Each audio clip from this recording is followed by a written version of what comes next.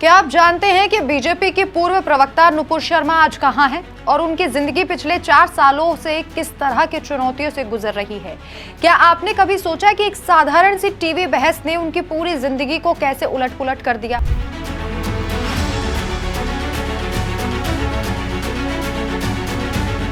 आज दिल्ली में सेवा भारती के महिला सम्मेलन में नुपुर शर्मा ने खुद अपना दर्द बयां किया है और उसमें सबसे बड़ी बात यह निकली कि उनकी जिंदगी और सुरक्षा का पूरा श्रेय प्रधानमंत्री नरेंद्र मोदी और गृह मंत्री अमित शाह को जाता है, ये नुपुर शर्मा ने कहा।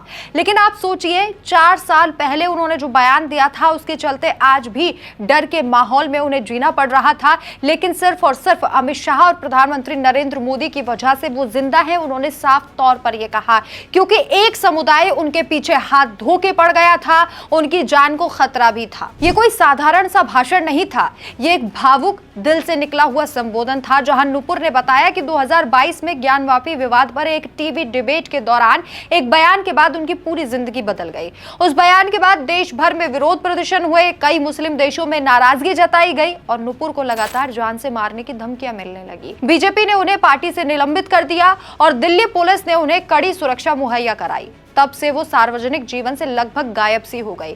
4 साल बीत गए, लेकिन उनकी आजादी छिन गई। वो कहती है कि मुझे आजादी खोकर जीते हुए 4 साल हो गए हैं। कड़ी सुरक्षा के बीच रहना मेरी मजबूरी सी बन गई है।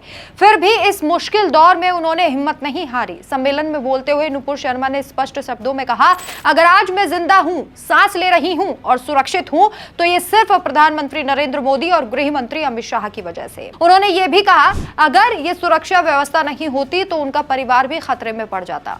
नुपुर शर्मा ने क्या कुछ कहा इस दौरान, आप विस्तार से सुनिए और अंदाजा लगाइए उस दर्द का, जिस दर्द को 4 साल से नुपुर शर्मा झेलती आ रही हैं। मेरे से ज्यादा शायद कष्टदायी जीवन कोई बहन नहीं जी रही होगी। मुझे 4 साल हो गए मेरी आजादी खो के जीते हुए, परंतु अगर आपकी बहन या सांस ले रही है, जीवित है और सुरक्षित है, तो केवल इसलिए है कि इस देश के प्रधानमंत्री आदरणीय नरेंद्र भाई मोदी और देश के गृह मंत्री आदरणीय अमित भाई शाह हैं, वरना आपकी ये बहन नहीं आज जीवित होगी और बहन क्या, उसका परिवार भी जीवित नहीं होगा। ये तारीफ कोई राजनीतिक बयान नहीं लगी, बल्कि एक गहरी कृतज्ञता थी जो उनके चेहरे पर झलकते आंसू और आवाज में कांपते लहजे से साफ झलक रही थी। नुपुर ने सिर्फ अपनी बात नहीं की, बल्कि महिलाओं को मजबूत बनने का संदेश दिया। उन्होंने कहा कि अगर उन्हें वकालत की पढ़ाई के साथ आत्मरक्षा का प्रशिक्षण मिलता तो शायद वे खुद और परिवार की रक्षा में और सक्षम होती।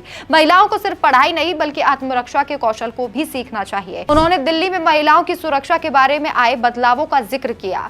15 साल पहले हालात बहुत खराब थे, लेकिन आज बेटियां ज्यादा आत्मविश्वास से बाहर निकल रही हैं। फिर भी बेटियों को शिक्षित होने के साथ मजबूत और आत्मनिर्भर बनना जरूरी है, ये नुपुर शर्मा ने कहा। ये घटना इसलिए भी खास है क्योंकि नुपुर शर्मा लंबे समय के बाद किसी सार्वजनिक मंच पर इतने खुले मन से अपनी पीड़ा साझा कर रही थी। उनके शब्दों में मोदी और शाह के प्रति आभार इतना गहरा था कि ये साफ दिखता है कि उनकी नजर में केंद्र की सरकार ने न सिर्फ कानून व्यवस्था संभाली, बल्कि एक आम नागरिक की जिंदगी बचाई।